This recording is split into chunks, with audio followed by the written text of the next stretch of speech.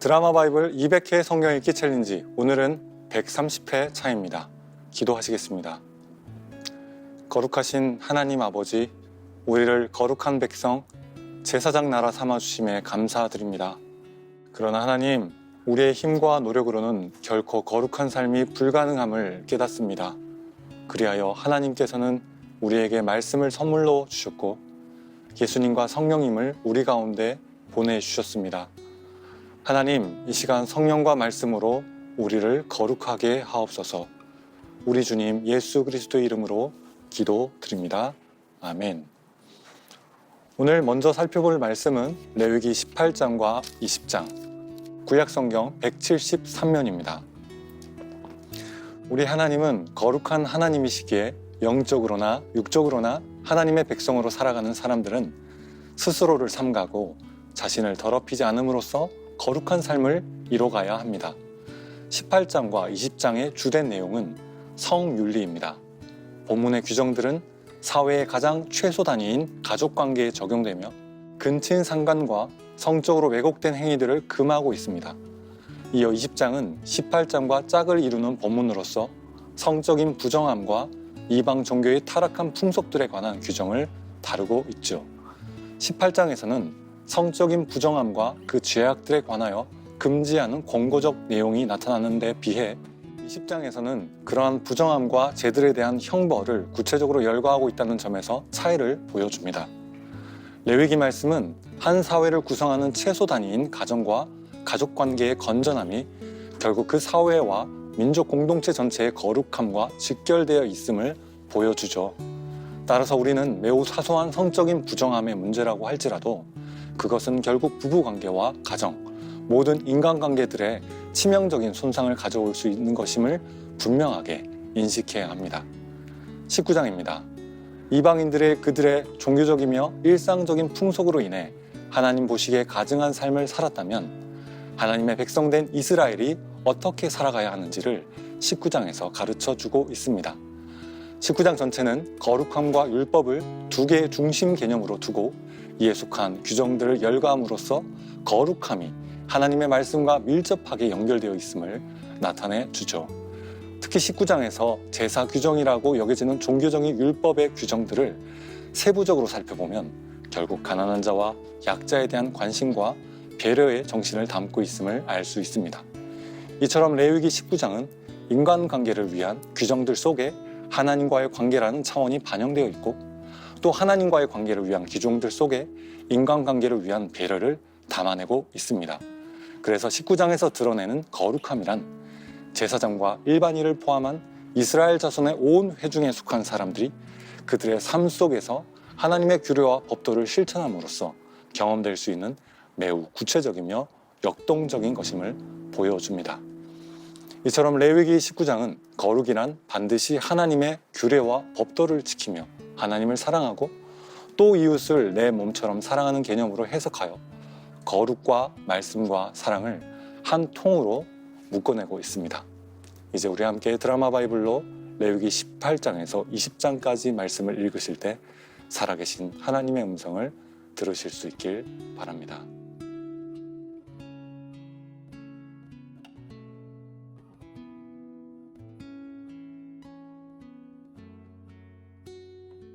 주님께서 사랑하신 여러분, 특히 인터넷과 스마트폰을 통해 급속히 퍼져가는 음란 사진과 동영상들, 또한 퇴폐적인 성문화와 성범죄들이 만연해가고 여러 사람과의 무분별한 성관계, 동성 간의 성관계, 동물과의 성관계를 가볍게 여기는 오늘의 현실을 볼 때 레위기의 구체적인 규정들과 엄중한 경고의 말씀은 과거 구약시대의 이스라엘 백성에게만이 아니라 이 시대 우리에게 다시금 강력하게 선포되고 적용되어야 할 말씀이죠. 또한 20장 6절에는 신접하여 점치는 자들을 경고하는데 이는 오늘날 유행하는 타로 점치는 행위와 연결해 볼 수 있습니다. 그리고 20장 7절에 부모를 가볍게 여겨 저주하거나 함부로 대하거나 업신여기는 행위들, 또 자녀를 몰래에게 제물로 바치는 당시의 문화에 대해 하나님은 엄중한 심판과 징계가 따를 것을 말씀하십니다.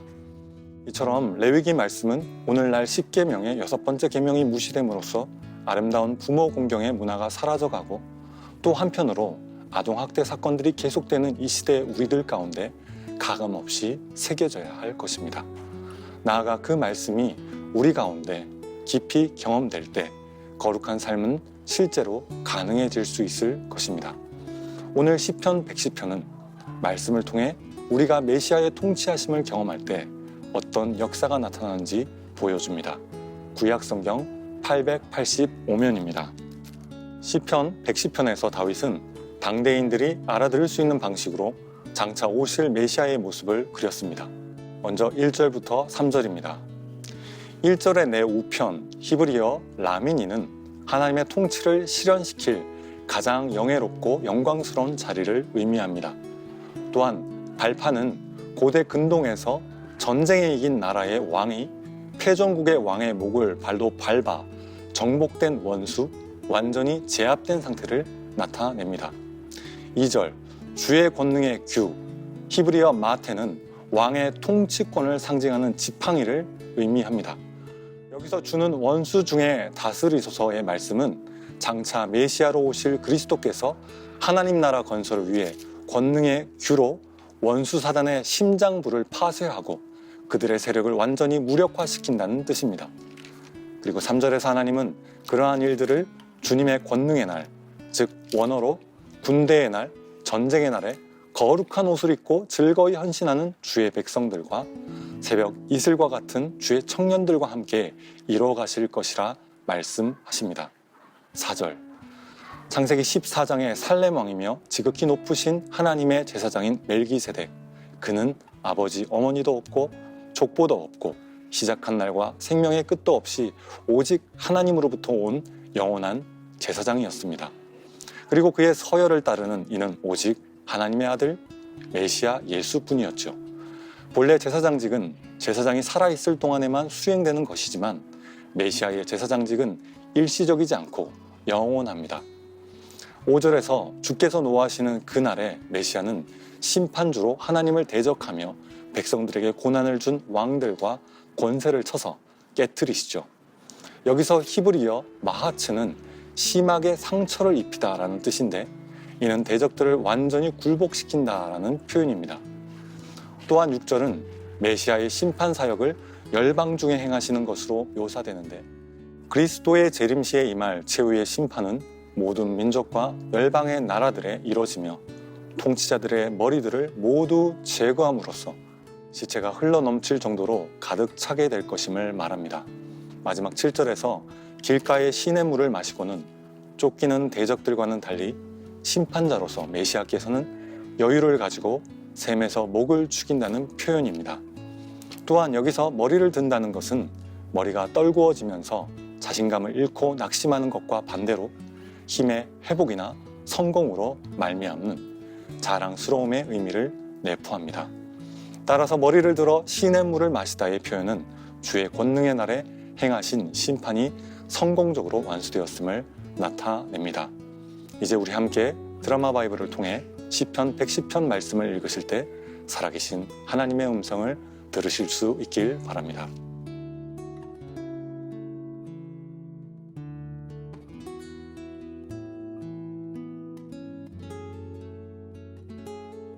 여러분, 시편 110편 말씀은 우리의 왕이요 영원한 제사장이며 심판자이신 그리스도께서 십자가에 달려 죽으시고 부활 승천하심으로 이미 사망과 죽음의 권세를 깨뜨리시고 사단의 지배를 붕괴시키셨고 또한 지금도 하늘 보좌 우편에 앉으셔서 세계 온 열방과 만물을 통치하고 다스리고 계심을 증거합니다. 여기서 레위기에서 던졌던 물음으로 다시 돌아가 봅니다. 여러분, 가장 사소한 삶의 자리부터 우리의 모든 삶의 영역까지 우리는 어떻게 거룩한 삶을 살아갈 수 있을까요? 우리의 간절한 노력 물론 필요합니다만 오늘 시편 110편 말씀처럼 하나님으로부터 오지 않은 것, 곧 음란과 부정과 탐욕, 질병 등 그 모든 것은 참된 메시아 대신 우리 주 예수님의 통치하심과 다스리심이 시작될 때 완전히 무너지고 깨트려질 것입니다. 그리고 그럴 때 우리의 거룩한 삶은 가능해집니다. 그렇다면 좀 더 구체적으로 그 일은 어떻게 가능해질까요? 오늘 두 가지 영적 원리를 여러분과 나누겠습니다. 첫 번째로 시편 110편 3절 새번역 성경입니다. 임금님께서 거룩한 산에서 군대를 이끌고 전쟁터로 나가시는 날에 임금님의 백성이 즐거이 헌신하고 아침 동이 틀 때에 새벽 이슬이 맺히듯이 젊은이들이 임금님께로 모여들 것입니다. 아멘. 하나님으로부터 통치권을 부여받은 메시아는 원수를 굴복시키며 다스리실 때 그 통치를 받아들여 거룩한 옷을 입고 헌신하는 주의 백성들, 새벽 이슬과 같은 주의 청년들과 함께 그 권능의 사역을 펼쳐내십니다. 세상의 타락한 성문화와 그와 관련된 사회적 풍속의 영향이 계속해서 밀려 들어오고 있는 이 시대 가운데 마찬가지로 우리 하나님은 이 시대의 전투의 날, 전쟁의 날에 예수님의 통치하심을 믿고 거룩한 영광을 사모하며 자발적으로 나와 주께 헌신하는 주의 백성들, 새벽 이슬이 맺히듯이 나오는 주의 청년들을 기다리고 찾고 계십니다. 그러므로 거룩한 옷을 입은 주님의 백성, 새벽 이슬과 같은 주의 청년들이요, 단지 말씀을 그저 몇 분 읽고 묵상하는 정도에 그치는 것이 아니라 하나님의 그 말씀이 우리의 생각과 마음, 감정과 의지, 의식, 무의식에 이르러 우리의 전인격에 완전히 채워지고 다스려질 때까지, 그래서 레위기의 번제의 제사를 드리는 것처럼 우리를 완전히 내어드려 봅시다. 여러분, 레위기는 말씀, 거룩, 영적 승리가 긴밀히 연결되어 있음을 보여주죠. 또한 요한일서 2장은 이렇게 증거합니다. 청년들아, 내가 너희에게 쓴 것은 너희가 강하고 하나님의 말씀이 너희 안에 거하며 너희가 흉악한 자들을 이기었음이라. 아멘. 오직 하나님의 말씀이 우리 안에 충만히 거할 때 우리 역시 시편 110편의 메시아처럼 흉악한 자를 무너뜨리고 승리하게 될 것입니다. 여자의 후손은 내 머리를 상하게 할 것이요 평강의 주님이 속히 사단을 너희 발 아래 상하게 하시리라. 아멘. 할렐루야. 두 번째로 시와 찬송과 신령한 노래를 부릅시다. 바울이 편지를 보냈던 에베소 지역은 음란의 문화로 가득 찼습니다. 그래서 그는 음란과 부정함의 문화를 파할 수 있는 영적 원리로 시와 찬송과 신령한 노래를 부르라고 권면합니다. 그러므로 여러분, 이 시대의 음란을 이기고 거룩함에 이를 수 있는 또 하나의 영적 특효약은 바로 시와 찬송과 신령한 노래이죠. 이에 더해서는 제가 5분 메시지로 여러분에게 따로 전하겠습니다. 아무쪼록 여러분의 가정에, 여러분의 직장과 학교 공동체에 시와 찬미와 신령한 노래들로 가득 채워 보십시오. 그러면 반드시 거룩함의 유업이 회복될 것입니다. 이제 시편 110편과 레위기를 통해 주신 말씀을 붙들고 기도하는 시간을 갖겠습니다.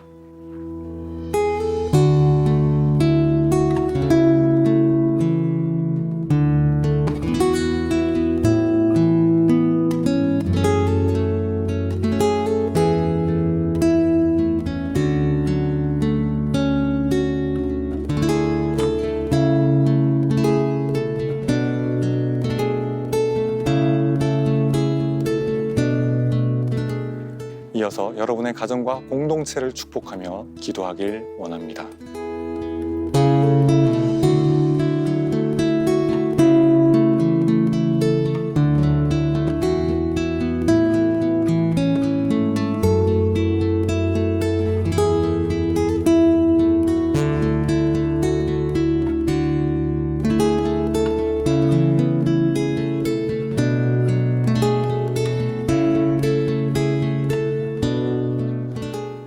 기도하시겠습니다.